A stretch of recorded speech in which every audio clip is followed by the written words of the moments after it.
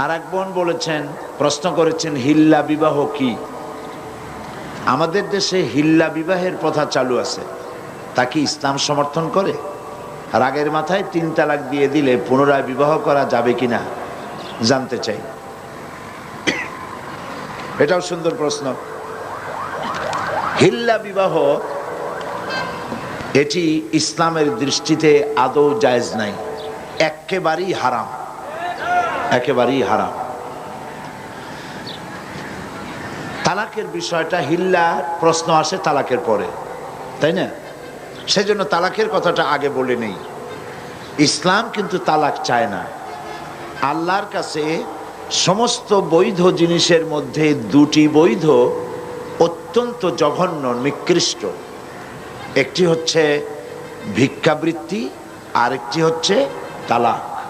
আল্লাহ পাক আদৌ পছন্দ করেন না। কিন্তু তারপরেও তালাক প্রথাকে ইসলাম তালাকের প্রভিশন রেখেছে।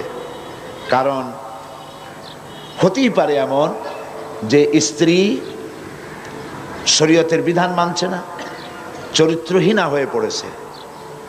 তো এই স্ত্রী নিয়ে ঘর গৃহবাস করা স্বামীর জন্য অত্যন্ত দুঃসাধ্য ব্যাপার। আবার এমনও হতে পারে যে স্বামী নপুংসক হয়েছে, পাগল হয়ে গেছে, জালিম। এই স্বামীর ঘর করা স্ত্রীর জন্য মহা সমস্যা। তো ইসলাম তো সকল সমস্যার সমাধান দিতে এসেছে। সেই জন্য তালাকের একটা প্রভিশন রেখেছে, যাতে করে এই যন্ত্রণা কিয়ামত মৃত্যু পর্যন্ত স্বামী স্ত্রীর ভোগ করা না লাগে। কিন্তু এই তালাকটা কখনোই রাগের মাথায় পানে চুন কম হয়েছে কেন, বেগুন ভর্তায় লবণ বেশি হলো কেন, গোশতের মধ্যে তেল বেশি হলো কেন, ভাত এত নরম হয়েছে কেন, এই সব হাবিজাবি কথাবার্তা দিয়ে কথায় কথায় স্ত্রীকে তালাক দেওয়া যাবে না। তালাক হচ্ছে, দেখা গেল যে স্ত্রী দুশ্চরিত্রা, চরিত্রহীনা, অথবা শরীয়তের বিধান মানে না, তাকে চেষ্টা করা হবে, স্বামী স্ত্রীর মনোমালিন্য হয়েছে, চেষ্টা করা হবে মনোমালিন্যকে দূর করে স্বামী স্ত্রীর ভালো সম্পর্কে স্থাপনের জন্য চেষ্টা করা হবে। সেজন্য কোরআন শরীফ বলেছে যে এই চেষ্টার জন্য উভয় পক্ষের মুরব্বীদেরকে ডেকে সালিশ করো। সালিশে যদি না হলো, তাহলে প্রথমত চেষ্টা করো স্বামী স্ত্রী নিজেরা 2 জনে, তাতে যদি না হয় তাহলে সালিশ ডাকো। সালিশে তো যদি না হয় তাহলে 1 তালাক দাও। একসঙ্গে 3 তালাক দিও না, 1 তালাক দাও। 1 তালাক দিয়ে সময় দাও, বিছানাটা আলাদা করে দাও, একসাথে এক বিছানায় থেকো না। 1টা তালাক দিয়ে অপেক্ষা করো, দেখো যে 1 তালাক পাওয়ার পরে স্ত্রী তার চরিত্র সংশোধন করে কিনা, ফিরে আসে কিনা। যদি ফিরে আসে তাহলে 2য় মাসে তাকে তুমি তোমার কাছে ফিরিয়ে নিতে পারো। এ হলো আল্লাহর বিধান। এ বিধান কার? আল্লাহর বিধান। কোরআন শরীফে আল্লাহ পরিষ্কার বলেছেন 2য় মাসে তারে ফিরায় নাও। 2য় মাসে দেখা গেল স্ত্রী ফিরল না, তার পূর্ব নীতির উপরই বহর, চরিত্র ভালো হলো না, তওবা করলো না, শরীয়ত মানলো না, তাহলে বশ্যতা স্বীকার করলো না, তাহলে 2য় মাসে আর 1 তালাক দাও। বিছানা ওইভাবে আলাদাই থাকুক। যদি স্ত্রী স্বামী থেকে এই বিচ্ছিন্নতায়, বিরহ যন্ত্রণা সহ্য করতে না পারে এবং নিজের দোষ ত্রুটি বুঝতে পারে, আর যদি ফিরে আসে, তাহলে 3য় মাসে তারে ফিরায় নাও। দেখছেন আল্লাহর বিধান, ফিরায় নাও। কিন্তু দেখা গেল 3য় মাসেও ফিরল না, তখন তাকে গ্রেট ডেঞ্জার সিগন্যাল নাম্বার 10 দিয়ে দাও।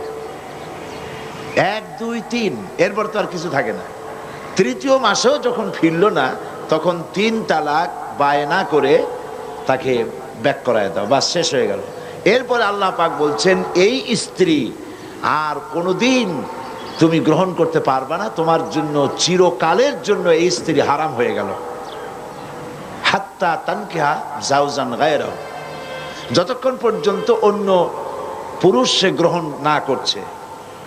এইখানে গ্রামের মাতুব্বার সর্দারেরা, মেম্বার চেয়ারম্যানেরা এই আয়াতের এই একটু সুযোগ পাইল যে আর একটা পুরুষের কাছ থেকে ঘুরে আসলে তবে তো প্রথম স্বামী পাইতে পারে। সেই জন্য তারা হিল্লার ব্যবস্থা করল। সেই হিল্লাটা কি? সেই হিল্লা হলো একটা পুরুষের সঙ্গে কন্ট্যাক্ট করা হলো, চুক্তি, যে তুমি এই মেয়ে লোকটাকে বিয়ে করবা, কিন্তু সাবধান, তাকে টাচ করতে পারবে না, অথবা 3 দিন রাখবা, তারপরে তাকে তালাক দিয়ে দিবা। এইভাবে পয়সা দিয়া অথবা ম্যানেজড ওয়েতে বিবাহের ব্যবস্থা করে দিল। ইসলামী শরীয়তে এই ধরনের হিল্লা বিবাহ সম্পূর্ণ হারাম, আদৌ জায়েজ নেই। তাহলে কি হবে? হবে এই যে প্রথম স্বামীর তালাক দেওয়ার পর স্ত্রী ইদ্যত পালন করবে। ইদ্যত পালন করার পর সে ইচ্ছে করে কারো সঙ্গে যদি বিবাহ করে, কোনো পুরুষকে যদি স্বামী হিসেবে গ্রহণ করে, আর ওই পুরুষ যদি মারা যায়, তাহলে প্রথম স্বামী তাকে ইদ্যত পালনের পর আবার স্ত্রী হিসেবে নিতে পারবে। 2, এ হলো 1 নম্বর সূরত। 2 নম্বর সূরত হচ্ছে এই যে দ্বিতীয় স্বামী বিবাহ করার পর ঘটনাচক্রে যদি দ্বিতীয় স্বামী তাকে তালাক দেয়, কোনো পরিকল্পিত উপায় নয়, চুক্তির ভিত্তিতে নয়, কোনো ঘটনাচক্রে যদি তালাক দেয়, তাহলে প্রথম স্বামী নিতে পারবে। এছাড়া প্রথম স্বামীর কাছে ফেরার বা গ্রহণ করার কোনো সুযোগ নাই। মৃত্যু পর্যন্ত এই স্বামীর জন্য ওই স্ত্রী হারাম হয়ে গেছে। এই হচ্ছে ইসলামের বিধান। গ্রামের মাতব্বর কি বলল, চেয়ারম্যান কি বলল, এইটা ফতোয়া নয়, এইটা ফতোয়ার বিষয় নয়। আজ পত্র পত্রিকাগুলি আর এনজিওরা খালি বলতেছে ফতোয়াবাজ ফতোয়াবাজ ফতোয়াবাজ। এই কথাটা একটা বিদ্বেষমূলক কথা। যেমন হামলাবাজ, মামলাবাজ, দুর্নীতিবাজ, এইগুলি যেমন শব্দ, ফতোয়ার সামনে তেমন কোনো বাজ শব্দ বসানো যায় না। যারা ফতোয়াবাজ বলে ওরা নিশ্চয়ই মতলববাজ। এটা মতলব করে, দুর্বিসন্ধি করে ফতোয়ার মতো এত বড় গুরুত্বপূর্ণ বিষয়কে নিন্দনীয় করার জন্য এই ব্যবস্থা তারা গ্রহণ করেছে। সুতরাং এই বোনের এই প্রশ্নের জবাবে আমি বলছি, হিল্লা বিবাহ ইসলামী বিধান অনুযায়ী কোরআন হাদিসের দৃষ্টিতে সম্পূর্ণ সুস্পষ্টভাবে হারাম, জায়েজ নাই।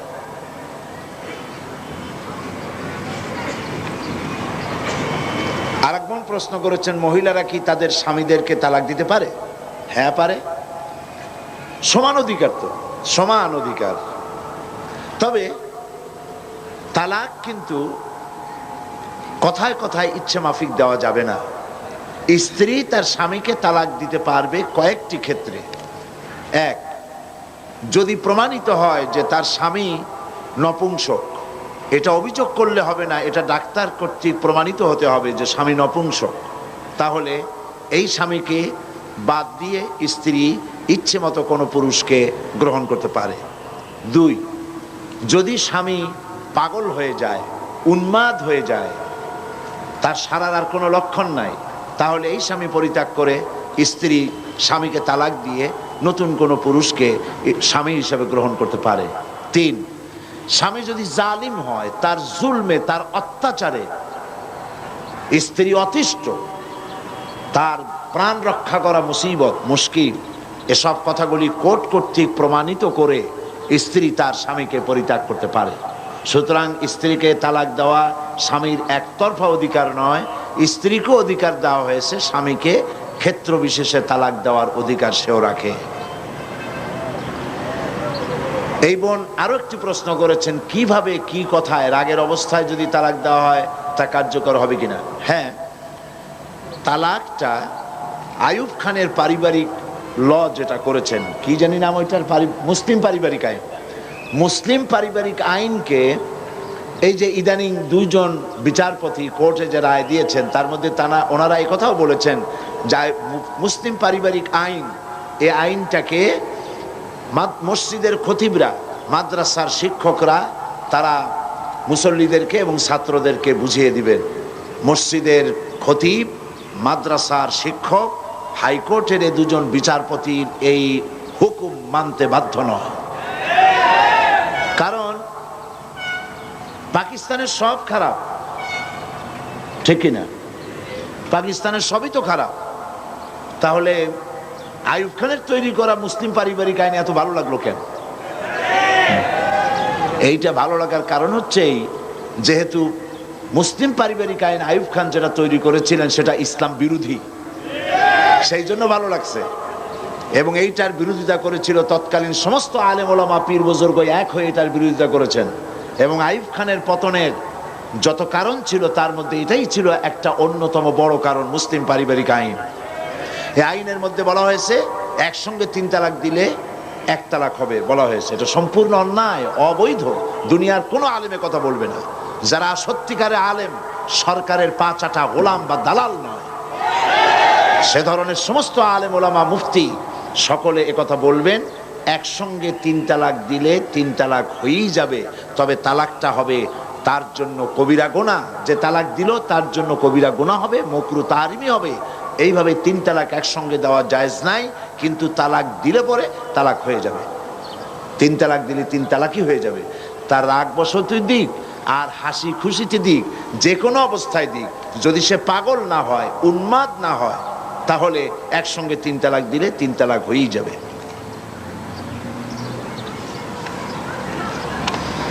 আর এক বোন প্রশ্ন করেছেন, মহিলাদের সতর কতটুকু? ইহা কি সবসময় মেনে চলতে হয় বা ঢেকে থাকতে হয়? কি এটা? মিলাদ কি? অনেকের মতে পড়া যায়, আবার অনেকের মতে মিলাদ পড়া যায় না। অনুগ্রহ করে সঠিক ব্যাখ্যা জানাবেন। মিলাদটা রাসূলের যুগে ছিল না। মিলাদ মানে জন্ম, মৌলুদ থেকে মিলাদ। তখন এই মিলাদটা রাসূল করিম সাল্লাল্লাহু আলাইহি ওয়াসাল্লামের জন্ম বৃত্তান্ত। এই জন্ম বৃত্তান্তের যে সিস্টেম আমাদের দেশে, উপমহাদেশে চালু হয়েছে, কতগুলো লোক এক জায়গায় বসে তারপরে সব দাঁড়াইয়া এনাবি সালাম আলাইকা কোরআন সুরে সমস্বরে একযোগে পড়ল, এইটা রাসূলের যুগে ছিল না। এটা সাহাবায়ে কেরামের যুগে ছিল না, এটা তাবিঈনদের যুগে ছিল না, এটা তাবিঈনদের যুগে ছিল না। এখন আপনারা মনে করেন যে কোনো জিনিসে খুব সওয়াব আছে এমন কোন জিনিসকে রাসূলুল্লাহ আমাদেরকে জানান নাই, সাহাবায়ে কেরাম আমাদের জানান নাই। আপনারা কি এই ধরনের বিশ্বাস করবেন? এরকম বিশ্বাস করবেন? যাতে সওয়াব আছে রাসূলুল্লাহ সব আমাদের জানাইছেন, সাহাবায়ে কেরাম আমাদের সব জানাইছেন। তো মিলাদে যদি সওয়াব থাকবে তো রাসূলুল্লাহ বললেন না কেন? সাহাবীদের চাইতে আমরা কি বেশি রাসূলুল্লাহকে ভালোবাসতে পারবো? জবাব দেন, পারবো? তো যদি এইটা রাসূলুল্লাহর ভালোবাসার কারণে হয়, তাহলে সাহাবীরা কেন মিলাদ পড়েন নাই? তারা কেন ইয়া নবী সালাম আলাইকা, ইয়া রাসূল সালাম আলাইকা একযোগে দাঁড়ায় পড়ে নাই? এই কথাগুলি বোঝেন আপনারা? রাসূলের যুগে নাই, সাহাবীদের যুগে নাই, তাবিঈনদের যুগে নাই, তাবিঈনদের যুগে নাই। রাসূলুল্লাহর ইন্তেকালের 600 বছর পর মিলাদ আবিষ্কার হয়েছে। এইরকম একটা সুস্পষ্ট বিদআত মুসলমানদের পালন করা উচিত নয়। মহিলাদের সালোয়ার কামিজ ছাড়া কাপড় পরে নামাজ হয় কিনা বুঝিয়ে বলবেন। হবে না কেন? শাড়ি পরে পড়বেন, হবে। সালোয়ার কামিজ শাড়ি যেটাই পরবেন, আপনার সতরটা পুরাপুরি ঢাকলেই হলো, নামাজ হয়ে যাবে। বর্তমান প্রেক্ষাপটে গার্মেন্টসের মেয়েরা কিভাবে পর্দা করবে? গার্মেন্টসে তো মেয়েরাই বেশি, সেখানে আপনি পর্দা করার জন্য বাইরে যেভাবে চলেন ওইভাবে বোরখাটা পরে নেবেন, চোখ দুটো খোলা রাখবেন। পুরুষ না থাকলে মুখ খোলা রেখেও কাজ করতে পারবেন, পুরুষ এসে গেলে আবার নেকাবটা পরে নেবেন, এভাবেই কাজ করবেন। মহিলাদের হাত পা মুখমণ্ডল কি সতরের অন্তর্ভুক্ত না? এটার এর জবাব তো দিয়েছি।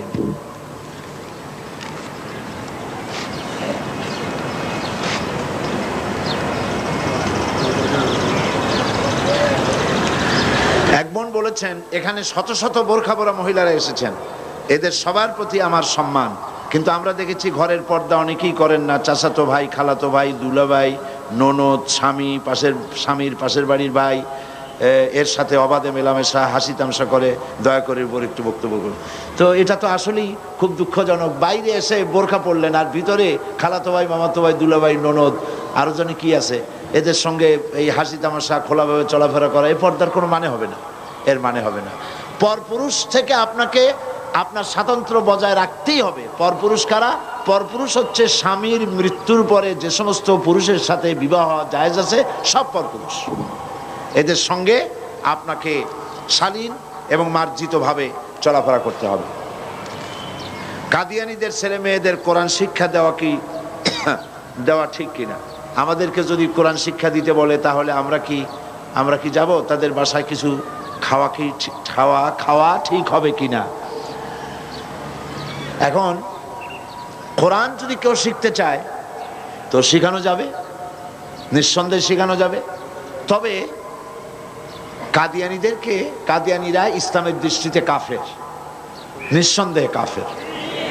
তাদের তৈরি করা কোনো খাবার মুসলমানদের খাওয়া উচিত নয়।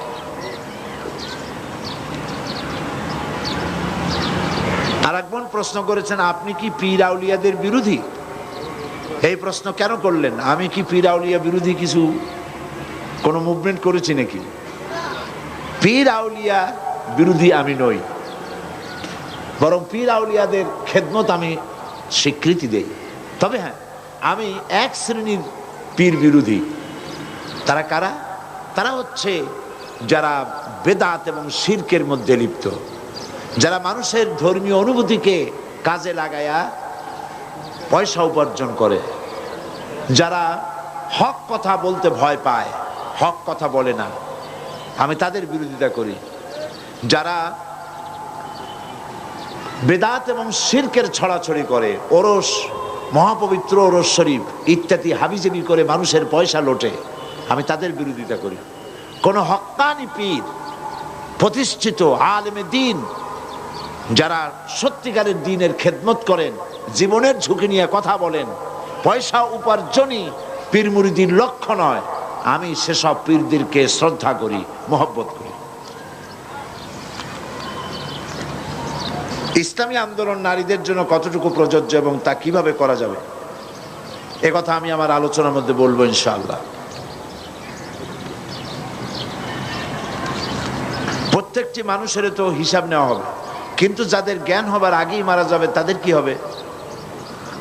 এ তো বোঝা খুবই সহজ ব্যাপার। যার জ্ঞানই হয়নি, সত্য অবস্থা মারা গেছে, তার আবার বিচার কি? ও তো বিনা বিচারে আল্লাহ তার ব্যাপারে ফয়সালা গ্রহণ করবেন।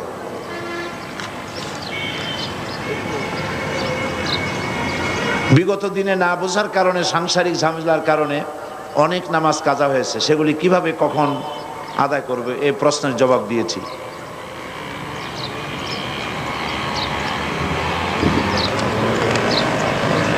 দেশ পরিচালনা করতে যায়, এটা একটা সুন্দর প্রশ্ন। এক বোন বলেছেন, অনেকে বলে ইসলামপন্থীরা যদি দেশ পরিচালনা করতে যায় তাহলে হিন্দু, মুসলমান, বৌদ্ধ, খ্রিস্টান নির্বিশেষে সকল নারীকেই বোরকা পড়তে বাধ্য করবে। এ কথা কি সত্যি? বিভিন্ন মুসলিম দেশে কি অন্য ধর্মাবলম্বীদের মেয়েদেরকেও পর্দা করতে হয়? ইসলামী শাসন যদি দেশে প্রতিষ্ঠিত হয়, মুসলিম মহিলারা পর্দা তো করবেই। অমুসলিম মহিলাদের বোরখা পরার প্রয়োজন হবে না, তবে শালীনভাবে চলতে হবে। শালীন এবং মার্জিতভাবে তাদেরকে চলার জন্য বলা হবে। কারণ যত দুর্ঘটনা ঘটে সবই, এই যত নারী ঘটিত দুর্ঘটনা যা ঘটে সব কিছুই নারীর সৌন্দর্য প্রদর্শনী প্রবণতার কারণেই এই সমস্ত দুর্ঘটনাগুলি ঘটে থাকে। সুতরাং হিন্দু হোক, বৌদ্ধ হোক, খ্রিস্টান হোক, প্রত্যেক নারীর জন্যই, তার নিজের হেফাজতের জন্যই শালীন এবং মার্জিতভাবে চলাফেরা করা জরুরি। তবে মুসলিম মহিলারা যেভাবে পর্দা করবে, হিজাব করবে, নিকাব করবে, ওইভাবে বিধর্মী মহিলাদেরকে বাধ্য করা হবে না। তাদেরকে বলা হবে তারা যেন শালীন এবং মার্জিতভাবে চলাফেরা করে। ব্যাস, প্রশ্নের জবাব। প্রশ্ন তো অনেক করেছেন, সব প্রশ্নের জবাব দেওয়া তো সম্ভব নয়, যেহেতু আজকে জুমার দিন। আমি সব প্রশ্নের জবাবের দিকে গেলাম না। এখন আমি আপনাদের উদ্দেশ্যে কিছু কথা বলতে চাই। আর প্রশ্ন যা আপনারা করেছেন, প্রতি বছর অনেক প্রশ্ন করা হয়, সেই সব প্রশ্ন আবার এক জায়গায় করে আমি যত জবাব দেই, সেই জবাবগুলি আবার বইয়ের আকারে প্রকাশ হয়। আপনারা যদি যাওয়ার সময়, মহিলাদের জন্য সমস্ত দোকানগুলি খোলা থাকবে, পুরুষেরা সেখানে কেউ যাবে না। আপনারা যাওয়ার সময় মহিলাদের সমাবেশে দেশে বিদেশে আমি যে সমস্ত প্রশ্নের জবাব দিয়েছি ওগুলো বইয়ের আকারে পাওয়া যাবে। আপনারা সে বইগুলি নিয়ে গেলে আপনাদের কাঙ্ক্ষিত, বাঞ্ছিত, প্রত্যাশিত প্রশ্নগুলির জবাব পাবেন ইনশাআল্লাহ। এখন আমি আপনাদের সামনে কিছু আলোচনা পেশ করছি। সকলের উদ্দেশ্যে। নাহমাদুহু ওয়া নাস্তাঈনুহু ওয়া নাস্তাগফিরুহু ওয়া নাউযু বিল্লাহি মিন শুরুরি আনফুসিনা ওয়া মিন সাইয়্যাতি আ'মালিনা মান ইয়াহদিল্লাহু ফালা মুদিল্লা লাহু ওয়া মান ইউদ্লিল ফালা হাদিয়া লাহু ওয়া নাশহাদু আন লা ইলাহা ইল্লাল্লাহু ওয়াহদাহু লা শারীকা লাহু ونشهد أن سيدنا وحبيبنا ومولانا محمدا عبده ورسوله الذي أرسله بالحق بشيرا ونذيرا وداعيا إلى الله بإذنه وسراجا منيرا فقد قال الله تعالى في كلامه المجيد وفرقانه الحميد أعوذ بالله من الشيطان الرجيم بسم الله الرحمن الرحيم يا أيها الناس اعبدوا ربكم الذي خلقكم والذين من قبلكم لعلكم تتقون আমার সম্মানিত মা ও বোনেরা, আসসালামু আলাইকুম ওয়া রাহমাতুল্লাহি ওয়া বারাকাতুহু। সম্মানিত মা ও বোনেদের উদ্দেশ্যে এতক্ষণ তাদের প্রশ্নের জবাব দিলাম। এখন আপনাদের খেদমতে আরজ করছি, আল্লাহ রাব্বুল আলামিন এই পৃথিবীতে মানব গোষ্ঠীকে সৃষ্টি করেছেন তার ইবাদতের জন্য। সেই ইবাদত, যে ইবাদতের জন্য আল্লাহ পাক মানুষ এবং জিন জাতিকে সৃষ্টি করেছেন, সেই ইবাদতটা আমাদেরকে বুঝতে হবে। সেই ইবাদত কি? পৃথিবীতে নারী এবং পুরুষ আল্লাহ সৃষ্টি করেছেন, উভয়কেই বানায়েছেন তার ইবাদত করার জন্য, তার গোলামি করার জন্য। সেই গোলামি শুধু নামাজে, রোজায়, হজ, যাকাতে নয়, সেই গোলামি জীবনের সকল ক্ষেত্রেই করতে হবে। মহিলাদের ব্যাপারে আল্লাহ পাক কোরআনে কারিমে বহুত কথা বলেছেন। নারী এবং পুরুষকে ইসলাম সমান অধিকার দিয়েছে। নারীদের ব্যাপারে আজ এক শ্রেণীর বুদ্ধিজীবী, এক শ্রেণীর কবি সাহিত্যিক, তারা নারীদেরকে কথা বোঝাচ্ছে যে ইসলাম নারীদেরকে ঠকায়। বিশেষ করে যে ফতোয়ার প্রশ্নটা প্রথম এসেছে, ফতোয়া এই শব্দটিকে এমনভাবে নিন্দনীয়, ঘৃণিত হিসাবে পত্রপত্রিকা লিখেছে, যাতে করে একজন নারী যখন এই ফতোয়ার শব্দটি পড়ে, তখন তার কাছে মনে হয় ফতোয়া মানেই হলো নারী নির্যাতনের একটি হাতিয়ার। ঠিক কিনা? এটি হলো একটি দুরভিসন্ধির ফসল, ষড়যন্ত্রের ফসল। নারী এবং পুরুষ উভয়ের সমান অধিকার দিয়েছে ইসলাম। এর থেকে বড় অধিকার আর কেউ দেয়নি। বুদ্ধিজীবীরা চায়, তথাকথিত কবি সাহিত্যিকরা চায় পুরুষের বিরুদ্ধে নারীদেরকে খেপিয়ে তোলা, এবং সেজন্য এনজিওরা বিরাট ভূমিকা পালন করতেছে। তারা নারীদের মুখ থেকে স্লোগান তুলাইছে এই কথা বলে, কিসের বর কিসের ঘর, কিসের বর কিসের ঘর, যা খুশি তাই কর। এটা একটা স্লোগান হলো। এরপরে স্লোগান তুলেছে, আমার দেহ আমার সিদ্ধান্ত, দেহ আমার সিদ্ধান্ত আমার। এই স্লোগানগুলি এনজিওদের শিখিয়ে দেওয়া। দেহ আমার সিদ্ধান্ত আমার, এই কথা আপনি বলতে পারেন না, কারণ দেহ আপনার, আপনি দাবি করতে আংশিক হলেও পারেন, কিন্তু এই দেহটা সৃষ্টি করেছেন কে? নাম বলুন, কে করেছেন? এই দেহ তার স্রষ্টা হচ্ছেন আল্লাহ পাক। সুতরাং এই দেহের ব্যাপারে সিদ্ধান্ত নেওয়ার মালিক আপনি নন। এই দেহের ব্যাপারে আপনি কিভাবে চলবেন, দেহের কেমন যত্ন করবেন, কেমন পোশাক পরবেন, সেই সিদ্ধান্ত আপনার হতে পারে না। এই সিদ্ধান্ত নেবেন তিনি, যিনি আপনার এই দেহ সৌষ্ঠব, অঙ্গ সৌষ্ঠব, সৌন্দর্য যিনি দান করেছেন। সিদ্ধান্ত তারটাই গ্রহণ করতে হবে। এখন প্রশ্ন হয়েছে, আপনি সিদ্ধান্ত নেবেন কি এনজিওদের না আল্লাহ? কার সিদ্ধান্ত নেবেন? তো আল্লাহ পাক সিদ্ধান্ত দিয়েছেন নারীদের ব্যাপারে, সিদ্ধান্ত দিয়েছেন তার চলার, তার বলার, তার কাপড় চোপড়ের, তার ওঠা বসার সিদ্ধান্ত। কি ধরনের পোশাক সে পরবে, কোরআন শরীফ তা পরিষ্কার করে বলে দিয়েছে, হাদিস শরীফ তা পরিষ্কার করে বলে দিয়েছে। সুতরাং নারী, অনেকে মনে করেন যে নারী হয়ে জন্মগ্রহণ করে আমার জীবনটাই বৃথা হয়ে গেছে। আসলে আপনার জীবন বৃথা হয়নি, বরং নারী হয়ে জন্মগ্রহণ করে আপনার জীবন তো ধন্যই হয়েছে। আপনাকে ভেবে দেখতে হবে, এই পৃথিবীতে যারা আল্লাহ দাবি করেছে, ইলাহ দাবি করেছে, রব দাবি করেছে, তারা কেউ তো নারী ছিলেন না, সবগুলি পুরুষ। ফেরাউন, নমরুদ, আবু জাহাল, আবু লাহাব, সাদ্দাদ, হামান, এরা কেউ কিন্তু নারী নয়, সবগুলি কি পুরুষ। এবং ইসলাম সর্বপ্রথম যিনি গ্রহণ করার সৌভাগ্য অর্জন করলেন, তিনিও কিন্তু কোনো পুরুষ নন। তিনি কে? একজন মহিলা, যার নাম হযরত খাদিজাতুল কুবরা রাদিয়াল্লাহু তাআলা আনহা। ইসলামের জন্য যখন রক্তের প্রয়োজন হলো, তখন কোন পুরুষ সেই সৌভাগ্য অর্জন করতে পারেনি। সর্বপ্রথম ইসলামের জন্য যিনি বুকের তাজা রক্ত ঢেলে দিয়েছিলেন, তিনি আপনাদের মতোই একজন নারী, যার নাম হযরতে সুমাইয়া রাদিয়াল্লাহু তাআলা আনহা। কাজে আপনি হীনমন্যতায় কেন ভুগবেন? ইনফ্রারিটি কমপ্লেক্সে কেন ভুগবেন?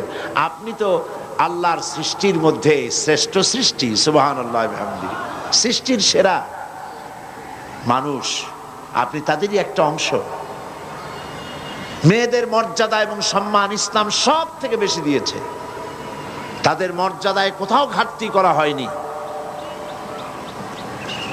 রাসূল করিম সাল্লাল্লাহু আলাইহি ওয়াসাল্লাম ইন্তেকাল করার পর তার দেহ মোবারক, সেটাও স্থাপিত হয়েছে, রাখা হয়েছে একজন নারীর ঘরে।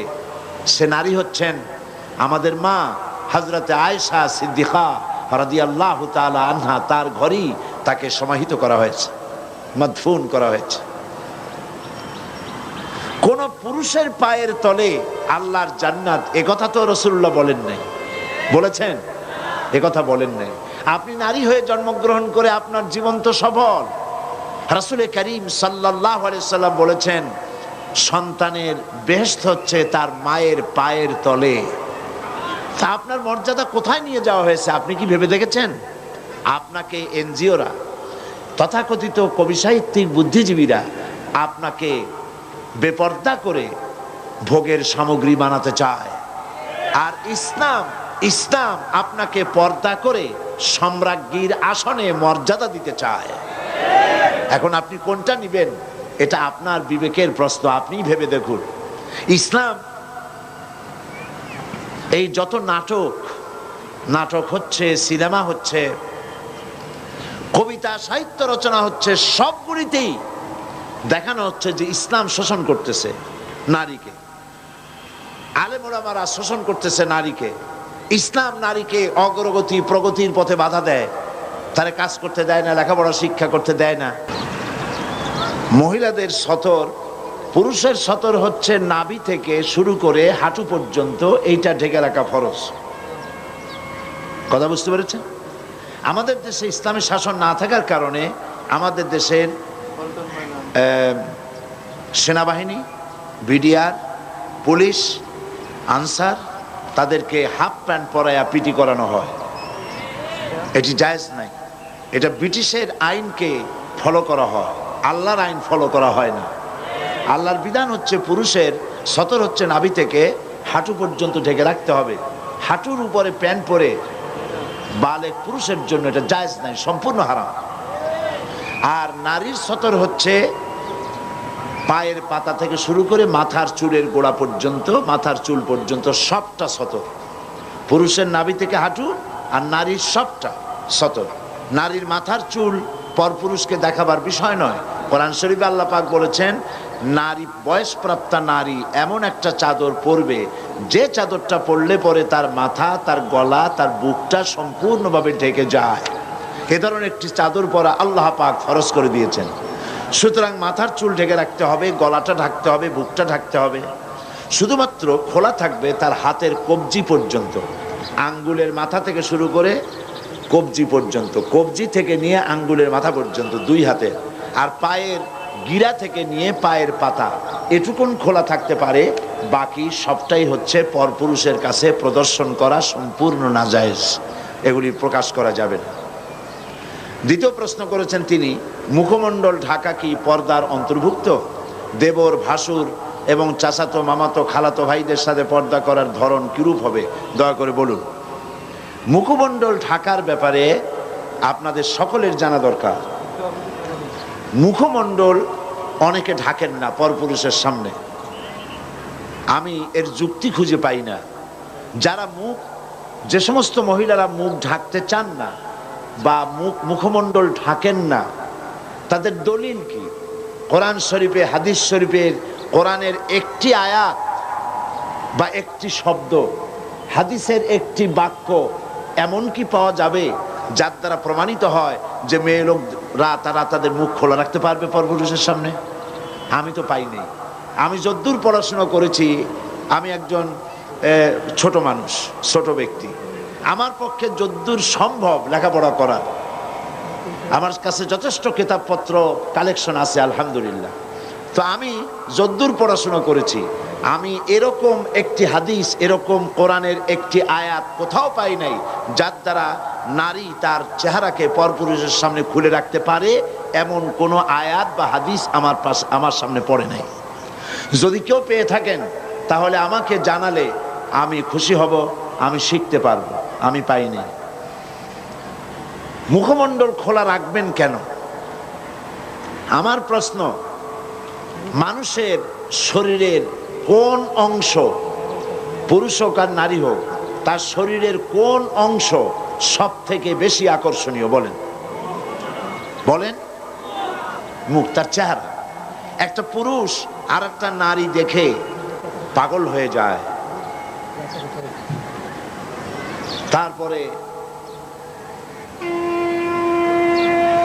কত দুর্ঘটনা ঘটে, আত্মহত্যা পর্যন্ত হয়ে যায় সেই মেয়েটিকে না পাওয়ার কারণে, এবং সেই ছেলেটিকে না পাওয়ার কারণে কত মেয়ে আত্মহত্যা করে। এটা মেয়েটার শরীরের কোন অংশ দেখে ছেলেটা পাগল হয়েছে? মেয়ের ঠ্যাং দেখে, তার হাত দেখে, তার মুখমণ্ডল, তার চেহারা দেখে, তার অ্যাপিয়ারেন্স, তার চেহারা দেখে। একজন আরেকজনের মুখমণ্ডল, চেহারা দেখি। চেহারাই হচ্ছে গোটা বডির মধ্যে সৌন্দর্যের কেন্দ্র, সৌন্দর্যের সেন্টার তার চেহারা। আল্লাহই বানিয়েছেন। তো আপনার শরীরের যে অংশটা সব থেকে বেশি আকর্ষণীয়, সেই চেহারাটাই যদি খোলা রাখলেন, তাহলে গোটা শরীরটা ঢেকে রেখে তাতে ফায়দা কতটুকুন হলো? এই জন্য চেহারাটাকে ঢেকে রাখতে হবে, এটাই নিয়ম। কত সুন্দর বোরখা বেরিয়েছে আজকাল। বোরখা এখন একটা ফ্যাশন, ঠিক না? তবে আবার এরকম বোরখা পরা উচিত না যেই শরীরের আকর্ষণ ঢাকার জন্য আপনি বোরখা পরলেন, সেই বোরখার আকর্ষণে আবার লোকেরা আপনার দিকে সবসময় তাকায় না থাকে। কথা ঠিক কিনা? এ ধরনের অনেক বোরখা তৈরি হয়েছে যে দারুণ ফ্যাশন ট্যাশন দিয়ে তৈরি হয়েছে। সৌদি আরবে এই ফ্যাশনওয়ালা বোরখা, এবার আমি হজের মৌসুমে মক্কা শরীফে ছিলাম, শুনে এলাম দোকানদারেরা আমাকে বললেন যে ফ্যাশনওয়ালা বোরখা গভর্নমেন্ট বন্ধ করে দেওয়ার জন্য সিদ্ধান্ত নিয়েছে, যে এত ফ্যাশন বোরখাই করতে পারবে না। তো চেহারাটা ঢেকে রাখতে হবে, আর হিজাব এবং নেকাব পড়তে হবে। নাকের উপর দিয়ে সুন্দর করে রুমাল দিয়ে বাঁধবে, আর ভুরুর উপর দিয়ে চোখ দুটো খোলা থাকবে, ব্যাস আপনার বোরখা পরা হয়ে গেল, হিজাব পরা হলো। এর দ্বারা আপনি নিরাপত্তা লাভ করতে পারবেন। আর চেহারা যদি খোলাই থাকলো, আপনার প্রতি যুবকদের আকর্ষণ বাড়লো, পুরুষদের আকর্ষণ বাড়লো, পথে ঘাটে আপনি বিপদগ্রস্ত হবেন। অবৈধ কারা মাইক বাজায়, কারাই মাইক বাজায়, এত অনুরোধ দিয়ে কাম কি? তো চেহারা দেখে পাগল হলো, তারপরে প্রেম নিবেদন করলো, প্রেমে সে স্বীকৃতি দিল না মেয়েটা, তারপরে অ্যাসিড নিক্ষিপ্ত হওয়ার দুর্ভাগ্য তাকে বরণ করতে হলো। এ সবকিছুই হলো বেপরদার কারণে, ঠিক কিনা বলো? বেপরদার কারণে। আজ পর্যন্ত নারীদের মুখমণ্ডলে যত অ্যাসিড নিক্ষিপ্ত হয়েছে, যত নারী, সমস্ত নারীরাই বেপর্দা নারী। আপনি বলতে পারবেন না যে কোনো বোরখা পরা নারীরা, পর্দানসীনা কোনো মহিলা অ্যাসিড আক্রান্ত হয়েছে, এর কোনো নজির নাই। কারণ হলো বোরখা পরে এ মহিলা আল্লাহর হুকুম পালন করেছে, তাই আল্লাহ পাক তাকে নিরাপত্তা প্রদান করেছেন। এই জন্য এই জন্য মুখমণ্ডল ঢেকে রাখতে হবে।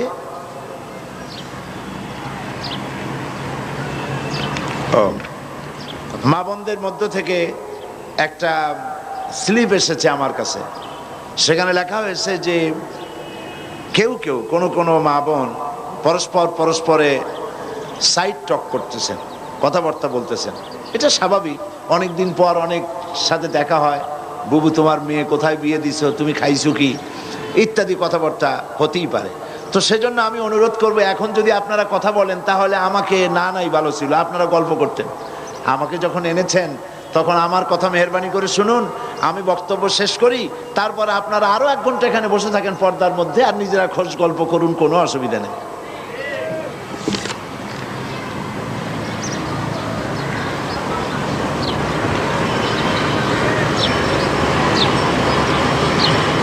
আরেকটি প্রশ্ন করেছেন তিনি, আমার শ্বশুর বাড়ির লোকজনের ইসলামী পর্দা প্রথা সম্পর্কে ধারণা না থাকায় আধুনিক জাহিলি চালচলনে অভ্যস্ত।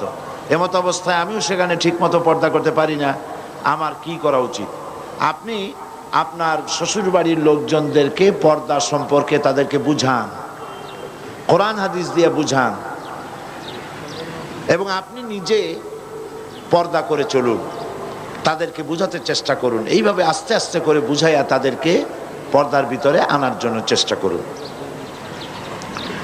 আরেক বোন প্রশ্ন করেছেন, আপনি একজন আলেম, আপনি কেন ওয়াজ মাহফিলে ওয়াজ নসিহতের ভেতরে রাজনীতির কথা বলেন? ভালো কথাই বলছেন। তো এটা দেখো, বিষয়টা হচ্ছে, আল্লাহ যদি রাজনীতির কথা না বলতেন, রাসূল করিম সাল্লাল্লাহু আলাইহি ওয়াসাল্লাম যদি রাজনীতি না করতেন, সাহাবায়ে কেরাম যদি রাজনীতি না করতেন, আমি সাঈদী রাজনীতির কথা বলতাম না। যেহেতু আল্লাহ পাক কোরআনে কারীমের মধ্যে রাজনীতির কথা বলেছেন, রাজনৈতিক বক্তব্য কোরআনে আছে, তো আমি কিভাবে রাজনীতির কথা না বলে পারবো? যদি আমি এগুলি না বলি, তাহলে রাসূল করিম সাল্লাল্লাহু আলাইহি ওয়াসাল্লাম বলেছেন, আস-সাকিতু আনিল হাক্কি ফাহুয়া শায়তানুন আখরাস। যে ব্যক্তি হক কথা বলে না, জেনে হক জানে অথচ সে বলে না, সে বোবা শয়তান। কাজেই যারা কোরআন হাদিস জানার পরেও কোরআন হাদিসের অর্থনীতি, রাজনীতি সম্পর্কে জনগণকে অবহিত করে না, রাসূল যে কথা বলেছেন সে তো বোবা শয়তান হয়ে যাবে। তো আল্লাহ পাকের রাসূল রাজনীতি করেছেন, রাষ্ট্রপ্রধান ছিলেন। গতকাল এই বোন যদি মাহফিলে থাকতেন তো আজকের এই প্রশ্ন করতেন না বলি আমি মনে করি। কালকের রাজনীতির কথা যথেষ্ট আমি বলেছি, কোরআনে কারিমে কি আছে, রাসূল কি করেছেন, বলি নাই? সুতরাং আমার বোনকে আমি অনুরোধ করব, মেহেরবানি করে আপনি কোরআন হাদিস ভালো করে পড়ুন, তাহলে বুঝতে পারবেন রাজনীতি করা মুসলমানদের জন্য নফল নয়, সুন্নত নয়, ফরজ। মুসলমানেরা ইসলামী রাজনীতি করবে। কি রাজনীতি করবে? ইসলামী রাজনীতি করবে। কেন? আমি যদি রাজনীতি না করি তাহলে সুদ বন্ধ করব কি করে? সুদ কি হালাল না হারাম? বলেন, হালাল না হারাম? তা আমি কি খতমে খাজেগান পড়ে, বুখারী শরীফ খতম করে, কোরআন শরীফ খতম করে ফু দিয়া সুদযুক্ত সুদওয়ালা ব্যাংকগুলিকে আমি কি সুদ বন্ধ করতে পারবো? বাংলাদেশের সমস্ত আলেমরা যদি পানি পড়িয়া সেই পানি সুদের ব্যাংকে ঢালে দেয়, তাতে কি সুদ বন্ধ হবে? তাবলিগি জামাতের লোকেরা টঙ্গি বসে লক্ষ লক্ষ মানুষ সুদের বিরুদ্ধে কানতে কানতে সব যদি বেহুশ হয়ে যায়, তাতে কি সুদ বন্ধ হবে? সুদ বন্ধ হবে কিসে? পার্লামেন্টে আইন পাস করতে হবে। পার্লামেন্টে কি করতে হবে? সুদ বিরোধী আইন পাস করতে হবে সুদ বন্ধ করার জন্য। আর পার্লামেন্টে আপনি যাইতে পারবেন না কিয়ামত পর্যন্ত পীর মুরিদি করিয়া। পার্লামেন্টে যাইতে পারবেন কখন? রাজনীতি করিয়া। কি করে যেতে পারবেন? তাহলে রাজনীতি না করলে আপনি সুদ বন্ধ করবেন কি করে? এটা দাও, একটা পেপার ওয়ার্ড দাও। এরপরে দেশে বেশ্যাবৃত্তি চলতেছে, ঘুষ চলতেছে, সুদ চলতেছে, জুয়া চলতেছে, জেনা ব্যভিচার চলতেছে, ঠিক কিনা বলেন? এগুলো আপনি কি দিয়ে বন্ধ করবেন? এদেশে তো হাজার হাজার বছর ধরে ওয়াজ হচ্ছে, শত শত বছর ওয়াজ হইতেছে, পীর মুরিদি হইতেছে, বলেন কথা ঠিক কিনা? তো এত ওয়াজ, এত পীর মুরিদি, এত তাবলিগ, এত জিকের, এত কিছু, সুদ বন্ধ হয়েছে? বেশ্যাবৃত্তি বন্ধ হয়েছে? জেনা বন্ধ হয়েছে? চুরি ডাকাতি বন্ধ হয়েছে? সেগুলি আপনি বন্ধ কি দিয়া করবেন? বন্ধ করবেন সেইভাবে রসুল করেছেন, যেভাবে রাসূলুল্লাহ মদিনায় গিয়েছেন, রাষ্ট্র প্রতিষ্ঠা করেছেন, কোরআনের আইন চালু করেছেন, রাজনৈতিক বিধান চালু করেছেন, সমাজনীতি দিয়েছেন, অর্থনীতি দিয়েছেন, ইসলাম পূর্ণাঙ্গ রূপে প্রতিষ্ঠিত হয়েছে। চুরি ডাকাতি জেনা ব্যভিচার অটোমেটিক্যালি সব বন্ধ হয়ে গেছে। কাজী আল্লাহ রসুল যে কারণে রাজনীতি করেছেন, আমিও একই কারণে রাজনীতি করি।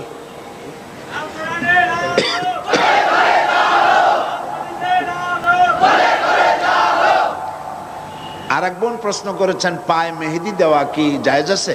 রাসূলুল্লাহ সাল্লাল্লাহু আলাইহি ওয়াসাল্লাম কি সত্যিই দাড়িতে মেহেদি দিয়েছিলেন? এ সম্পর্কে বিস্তারিত আলোচনা করলে কৃতজ্ঞ হবে। এত বিস্তারিত বলার দরকার নেই, শুধু এতটুকুন জেনে রাখুন যে রাসূল করিম সাল্লাল্লাহু আলাইহি ওয়াসাল্লাম মেহেদি লাগান নাই, কারণ তার মেহেদি লাগাবার কোনো দরকার হয়নি। মেহেদি লাগায় তো দাড়িটা লাল বানাবার জন্য, তাই তো, রঙিন করার জন্য। এখন হুজুরের দাড়ি পাকে নাই, চুলি পাকে নাই, ইন্তেকালের আগে মাত্র 17 গাছা চুল দাড়ি পাকছিল, মাত্র 17 গাছা চুল দাড়ি পাকছিল, এই জন্য মেহেদি লাগাবার কোনো দরকার হয়নি। তবে সাহাবায়ে কেরাম মেখেছেন, হুজুর তা পছন্দ করেছেন। কাজেই মেহেদি যদি কোনো মেয়ে লোক পায়ে লাগায় তা কোনো গুনাহ হবে না। হাতেও লাগাতে পারেন, পায়েও লাগাতে পারেন, কোনো নাজায়েজ বিষয় নয়। বরং হাতে মেহেদি লাগানো, মেয়েরা হাতে মেহেদি লাগাবে, এটা রাসূলুল্লাহ পছন্দ করতেন।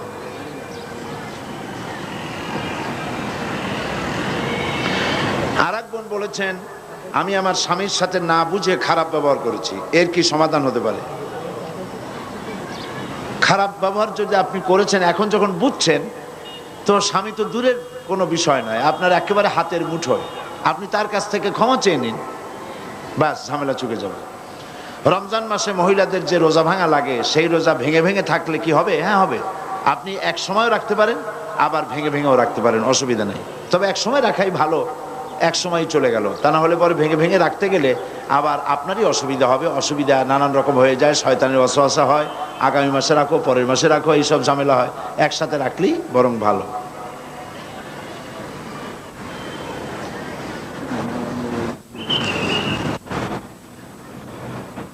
আমাদের জীবনে অনেক কাজা নামাজ আছে, ওই নামাজ আমাদের পড়তে হবে কিনা বলবেন? ফরজ নামাজ যা কাজা করেছেন তা সব আদায় করতে হবে, আদায় করা উচিত, করতে হবে।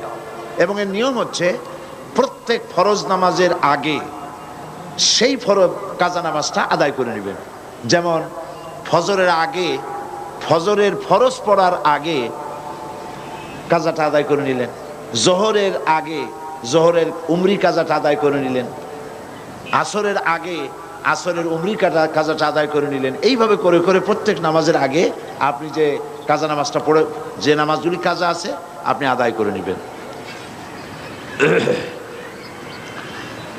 আমার জানা মতে পাত্র নির্বাচনের ক্ষেত্রে ইসলাম নারীদেরকে স্বাধীনতা দিয়েছে।